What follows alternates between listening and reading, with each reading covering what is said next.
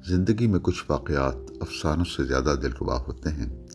اس کا احساس مجھے اس رات ہوا جب ہم ایک کانفرنس میں شرکت کے لیے بھارت کے شہر گوا میں تھے۔ اس بات کو گزرے تقریباً 2 دہائیوں کا عرصہ بیت گیا ہے، لیکن لگتا ہے یہ کل کی بات ہے۔ کانفرنس سوشل سائنسز کی ایک عالمی تنظیم کے زیر اہتمام تھی اور اس میں پاکستان کی نمائندگی یونیورسٹی کے 3 اساتذہ کر رہے تھے، جن میں میرے علاوہ قائد اعظم یونیورسٹی کے سید وقار علی شاہ اور اسی یونیورسٹی کی ڈاکٹر سلمہ ملک شامل تھیں۔ ہوٹل کے حدود کو چھوتا ہوا ساحل سمندر تھا، جہاں ہر طرف سفید رنگ کی پاؤڈر جیسی ریت پھیلی ہوئی تھی۔ وہیں مختلف رنگوں کے بینچ رکھے تھے، جہاں بیٹھیں تو بحیرہ عرب کے لامتناہی پانیوں کا سلسلہ نظر آتا تھا۔ یہ نومبر کا مہینہ تھا، جب یہاں موسم خوشگوار ہوتا ہے۔ اس شام ڈنر سے فارغ ہو کر ہم ایک جگہ بیٹھے تھے۔ شام کے وقت یہاں ہوا میں ایک ہلکی سی خنکی بس جاتی تھی، جس کا تاثر خوشگوار ہوتا۔ ادھر ادھر کی باتیں ہو رہی تھیں، دور بحیرہ عرب کے پانیوں کا شور تھا۔ تب ڈاکٹر وقار نے ہمیں ایک کہانی سنائی جو دہائیاں گزرنے کے بعد بھی میرے ذہن میں جھلملاتی رہتی ہے۔ ڈاکٹر وقار نے اپنی موٹے شیشوں والی اینک کو صاف کیا اور کہنے لگے، یہ ان دنوں کی بات ہے جب میں آکسفورڈ یونیورسٹی میں پڑھتا تھا۔ میری پی ایچ ڈی کا موضوع خدائے خدمتگار تحریک تھا۔ یہ 1994 کی بات ہے۔ میری استاد جوڈتھ براؤن میری تحقیق میں ہر ممکن مدد کر رہی تھی۔ انہی کے کہنے پر میں نے ہندوستان جانے کا فیصلہ کیا، لیکن ہندوستان میں رہائش کا بندوبست کہاں ہوگا؟ میں اسی سوچ بچار میں تھا کہ اچانک مجھے انیل سیٹھی کا خیال آیا۔ انیل سیٹھی ان دنوں کیمبرج یونیورسٹی سے پی ایچ ڈی کر رہا تھا۔ انیل سیٹھی کا گھر دہلی میں تھا، لیکن اس کے آباء و اجداد کا تعلق تلا گنگ سے تھا۔ اتفاق دیکھیے کہ میری استاد جوڈتھ براؤن اور انیل سیٹھی کے استاد کرس بیلی اچھے دوست تھے۔ ان کی وجہ سے ہماری بھی دوستی تھی۔ جب انیل سیٹھی کو پتہ چلا کہ میں ہندوستان جا رہا ہوں تو وہ بولا کہ تم دہلی جا رہے ہو تو کہیں اور نہیں رہنا، وہاں میرا گھر ہے، وہاں پر میری ماں جی ہیں، وہ خود معذور ہیں اور ان کے پاس ملازموں کے علاوہ اور کوئی نہیں رہتا، تم وہاں رہو گے تو انہیں خوشی ہوگی۔ انیل سیٹھی نے اتنا اصرار کیا کہ مجھے اس کی دعوت قبول کرنا پڑی۔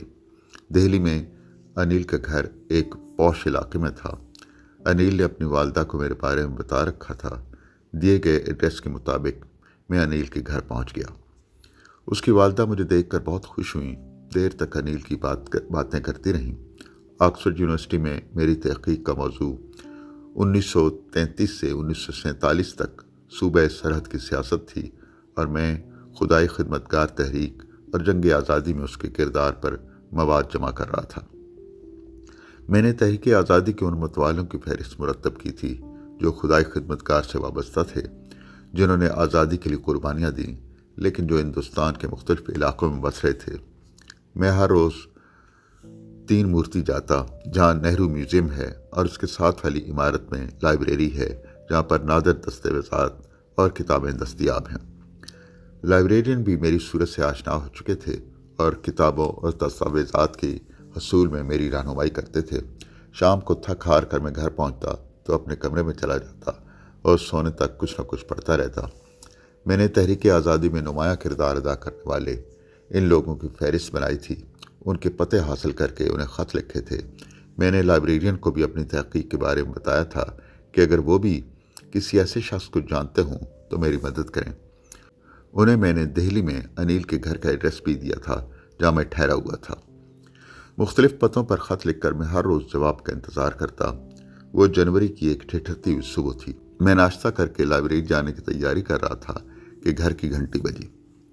میں نے کھڑکی سے باہر دیکھا، ایک شخص جو شکل و صورت سے پڑھا لکھا اور معزز لگتا تھا گیٹ کے باہر کھڑا تھا۔ اس سے پہلے کہ ملازم گیٹ کھولتا میں لپک کر باہر آیا۔ نہ جانے کیوں میرے ذہن میں خیال آیا کہ یہ شخص میرے خط کے جواب میں آیا ہے۔ میں گیٹ کھول کر باہر آیا تو اس سے متانت سے پوچھا، معاف کیجیے، یہاں پاکستان سے کوئی مہمان آ کر ٹھہرے ہیں، مجھے ان سے ملنا ہے۔ میں نے کہا وہ مہمان میں ہی ہوں۔ اب مجھے یقین ہو گیا کہ وہ جو کوئی بھی ہے میری تحقیق میں مدد کرنے کے لیے آیا ہے۔ میں نے کہا آپ اندر تشریف لے آئیں۔ ہم ڈرائنگ روم میں جا کر بیٹھ گئے۔ اس نے اپنا تعارف کرایا کہ اس کا نام امریک سنگھ ہے اور وہ یونیورسٹی گرانٹس کمیشن کا چیئرمین ہے۔ اس نے بتایا کہ وہ 3 مورتی گیا تھا۔ وہاں لائبریری میں کسی نے آپ کے بارے میں بتایا کہ پاکستان کے شہر پشاور سے کوئی اسکالر آیا ہے۔ پشاور کا نام سن کر میرے دل میں آپ سے ملنے کی خواہش جاگ اٹھی۔ دراصل بات یہ ہے کہ میرے ماں باپ بھی پشاور میں رہتے تھے، لیکن تقسیم کے بعد ہم لوگ گھر بار چھوڑ کر ہندوستان آ گئے، لیکن یہاں آ کر بھی میرے ماں باپ بعد میں بھی پشاور کو یاد کرتے رہے۔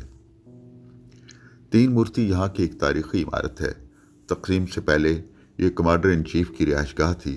15 اگست کی ہندوستان کے یوم آزادی کے بعد جواہر لال نہرو کی رہائش گاہ بن گئی۔ بعد میں اندرا گاندھی بھی یہاں رہیں، لیکن کچھ ہی عرصے بعد انہوں نے اپنا علیحدہ گھر بنا لیا تھا اور اس عمارت کے رہائشی حصے کو جواہر لال نہرو میوزیم بنا دیا۔ اس کے ساتھ ہی ایک عمارت تھی جس میں نادر کتابوں اور دستاویزات پر مبنی لائبریری واقع ہے۔ امریک سنگھ کی پشاور کے ساتھ دلچسپی دیکھ کر میں نے پوچھا، آپ کو تقسیم کے بعد پشاور جانے کا اتفاق ہوا؟ اس نے کہا، ہاں، ایک بار۔ یہ ان دنوں کی بات ہے جب پاکستان میں جنرل ضیاء الحق کی حکومت تھی۔ اس دوران ایک وقت ایسا بھی تھا جب دونوں ممالک کے تعلقات میں بہتری آئی تھی اور مختلف شعبوں میں تبادلہ ہو رہا تھا۔ انہی دنوں کی بات ہے، میں بھی تعلیم کے ایک اعلیٰ سطحی وفد کے ہمراہ پاکستان گیا۔ ہماری میٹنگ صدر ضیاء الحق سے تھی۔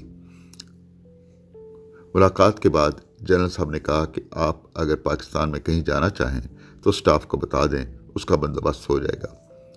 میری تو مراد بر آئی۔ پشاور کا ذکر میں نے اپنے ماں باپ سے اتنی بار سنا تھا کہ اس کے گلی کوچوں اور بازاروں سے واقف ہو گیا، لیکن اتنے عرصے بعد آج میرے پشاور جانے کی وجہ کچھ اور تھی۔ میری ماں کی ایک قیمتی چیز وہاں رہ گئی تھی۔ ماں جب بھی اس کا تذکرہ کرتی اس کی آنکھیں نم ہو جاتی۔ تقسیم کو ایک زمانہ گزر چکا تھا، سب کچھ بدل گیا تھا۔ امریک سنگھ نے دل ہی دل میں سوچا، کیا وہ پشاور میں ماں کی کھوئی قیمتی چیز تلاش کر سکے گا؟ وہ انہی سوچوں میں گم تھا کہ دروازے پر دستک ہوئی اور کسی نے بتایا کہ پشاور جانے کے لیے ہیلی کاپٹر تیار ہے۔ اس کا دل تیزی سے دھڑکنے لگا۔ وہ اس شہر جا رہا تھا جہاں اس کے ماں باپ کی جوانی گزری تھی، جہاں کے گلی کوچوں میں ان کی یادیں بکھری ہوئی تھیں، اور وہیں کہیں اس کی ماں کی کھوئی ہوئی ایک قیمتی چیز تھی جس کی تلاش اسے وہاں لے جا رہی تھی۔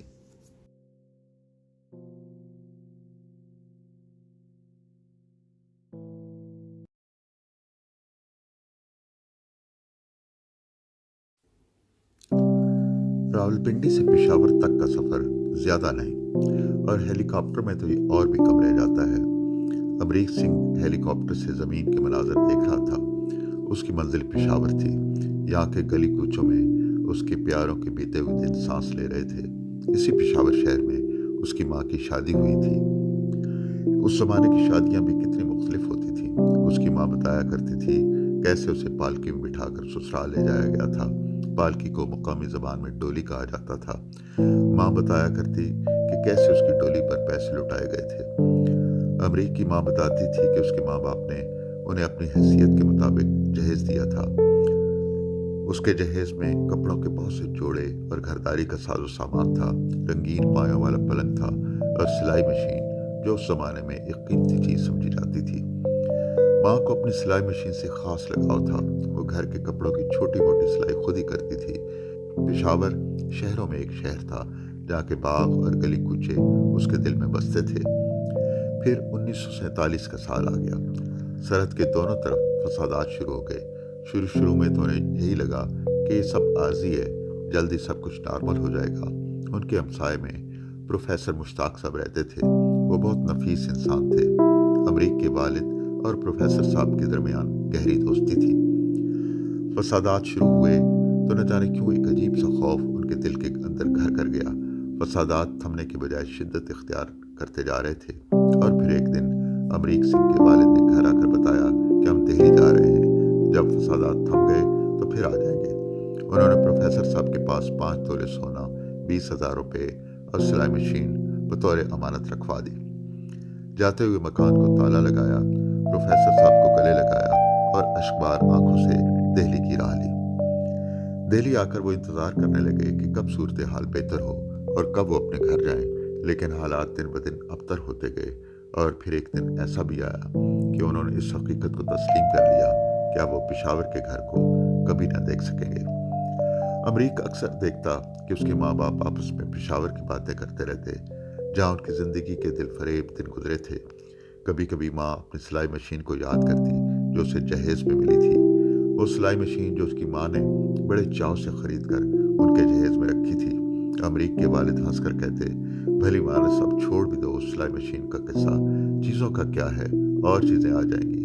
ماں بظاہر تو ہوں ہاں کر دیتی، لیکن امریک جانتا تھا سلائی مشین اس کے دل کا کانٹا بن چکی تھی۔ اگر امریک کے بس میں ہوتا تو سارے راستے پھلانگتا ہوا پشاور چلا جاتا اور اپنی ماں کی مشین اٹھا لیتا، لیکن سرحدوں کے آر پار جانا ناممکن نہیں تو مشکل ضرور تھا۔ امریک کے گھر والے دہلی میں رچ بس گئے۔ ہاں، ماں کے سینے سے کبھی کبھار ایک ہوک اٹھتی تو امریک سنگھ جان جاتا کہ ماں پشاور میں اپنے گھر اور اپنی جہیز کی سلائی مشین یاد کر رہی ہے۔ دن گزرتے چلے گئے اور پھر بیٹھے بٹھائے ایک دن اچانک امریک کو پتہ چلا کہ ایک اعلیٰ سطحی وفد پاکستان جا رہا ہے اور امریک کا نام بھی اس وفد میں شامل ہے۔ بین الاقوامی سفر اس کے لیے کوئی نئی بات نہیں تھی، وہ دنیا کے کئی ممالک کی سیر کر چکا تھا، لیکن پاکستان کا نام آیا تو جیسے اس کے دل کی دھڑکن تیز ہو گئی۔ امریک سنگھ کے پشاور آنے کا ایک ہی مقصد تھا کہ وہ اپنی ماں کی سلائی مشین کا پتہ لگائے، اور اگر وہ اس میں کامیاب ہو جاتا ہے تو اس کی ماں کے دل میں چبھا ہوا کانٹا نکل جائے گا۔ پشاور پہنچ کر اس کی پہلی منزل پروفیسر مشتاق تھے جو اسلامیہ کالج میں پروفیسر تھے۔ وہ ان کا پتہ پوچھتا اسلامیہ کالج پہنچا تو یہ جان کر اس کی امید دم توڑ گئی کہ پروفیسر صاحب کا انتقال ہو چکا ہے۔ امریک سنگھ کو یوں لگا وہ صحرا میں ایک چشمے کی طرف دوڑ رہا تھا جو آخر میں سراب نکلا۔ کسی نے اسے بتایا کہ پروفیسر صاحب کا ایک بیٹا ہے جو اپنی ماں کے ہمراہ پرانے گھر میں رہتا ہے۔ امریک سنگھ نے کہا، کیا میں ان کے گھر آ سکتا ہوں؟ امریک سنگھ کو پروفیسر مشتاق کے گھر پہنچا دیا گیا۔ امریک سنگھ نے پروفیسر صاحب کے بیٹے کو اپنے بارے میں بتایا کہ کس طرح اس کے والد اور پروفیسر صاحب کی گہری دوستی تھی۔ پروفیسر صاحب کے بیٹے نے امریک سنگھ کو عزت سے ڈرائنگ روم میں بٹھایا اور خود اٹھ کر گھر کے اندر گیا اور والدہ کو ساری کہانی سنائی۔ والدہ کے چہرے پر اطمینان کی ایک بے نام لہر ابھری اور انہوں نے اپنے بیٹے کو ڈرائنگ روم میں چائے لے جانے کے لیے کہا۔ امریک سنگھ ڈرائنگ روم میں انتظار کر رہا تھا۔ لڑکے کو اندر گئے کافی دیر ہو گئی تھی۔ آخر برتنوں کی کھنکھناہٹ سنائی دی اور پھر پرتکلف چائے آ گئی۔ امریک سنگھ کو یوں لگا وہ اپنے گھر آ گیا ہے، وہی اپنائیت، وہی محبت اور وہی پیار۔ اسے عجیب سا لگ رہا تھا کہ گھر والوں سے سلائی مشین کا تذکرہ کیسے کرے۔ ابھی وہ اسی کشمکش میں تھا کہ لڑکا پھر اٹھ کر اندر چلا گیا۔ اب کہ وہ واپس آیا تو اس کے ہاتھ میں ایک سلائی مشین تھی، وہی مشین جس کے لیے اس کی ماں جانے کب سے تڑپ رہی تھی۔ ابھی امریک سنگھ اسی حیرت میں تھا کہ لڑکے نے ایک پوٹلی اس کی طرف بڑھائی۔ اس میں 5 تولے سونا تھا اور پھر ایک لفافہ جس میں 20,000 روپے تھے۔ پھر اس نے امریک سنگھ کی طرف دیکھا اور کہا، آپ کے والد نے پروفیسر صاحب کے پاس یہ 3 چیزیں رکھوائی تھیں۔ ہم نے ان امانتوں کی حفاظت جان سے بڑھ کر کی۔ ملک میں جب بھی کبھی کرنسی نوٹ بدلتے ہم بھی ان نوٹوں کو بدل لیتے تھے تاکہ امانت کے پیسے ضائع نہ ہوں۔ امریک سنگھ کی آنکھیں فرتے جذبات سے چھلک اٹھی۔ اس نے پروفیسر صاحب کے بیٹے سے کہا، آپ یہ سونا اور پیسے رکھ لیں، مجھے صرف سلائی مشین چاہیے۔ یہ سن کر پروفیسر صاحب کا بیٹا تڑپ اٹھا اور امریک سنگھ سے گڑ گڑا کر کہنے لگا، آپ کو اپنی ماں کی قسم، یہ امانتیں آپ کو لے جانا ہوں گی۔ اگر ہم نے ان میں سے کوئی چیز بھی رکھی تو میرے نیک والد کی روح ہمیں کبھی معاف نہیں کرے گی۔ وہ ساری عمر انتظار کرتے رہے کہ آپ اپنی امانتیں لینے آئیں گے۔ مرتے وقت انہوں نے میری والدہ اور مجھے نصیحت کی کہ تم نے میرے بعد ان امانتوں کو لوٹا دیا تو میری قبر روشن ہوگی۔ امریک سنگھ جب پشاور سے سلائی مشین لے کر واپس جا رہا تھا تو خود کو دنیا کا امیر ترین شخص سمجھ رہا تھا کہ اس کی والدہ کا بچھڑا ہوا خواب اس کے ہمراہ تھا، لیکن اس سے بھی امیر تر پروفیسر صاحب کا بیٹا اور اس کی ماں تھیں جنہوں نے پروفیسر صاحب کے پاک پن کا بھرم رکھا۔ یہاں تک پہنچ کر ڈاکٹر وقار چپ ہو گیا۔ اچانک ہر طرف خاموشی چھا گئی۔ میں اور ڈاکٹر سلمان جیسے کسی خواب میں جی رہے تھے۔ گوا کے ریستوران میں رات بھیگ رہی تھی اور دور سے بحیرہ عرب کے پانیوں کی ڈوبتی ابھرتی لہروں کا مدھم شور آ رہا تھا۔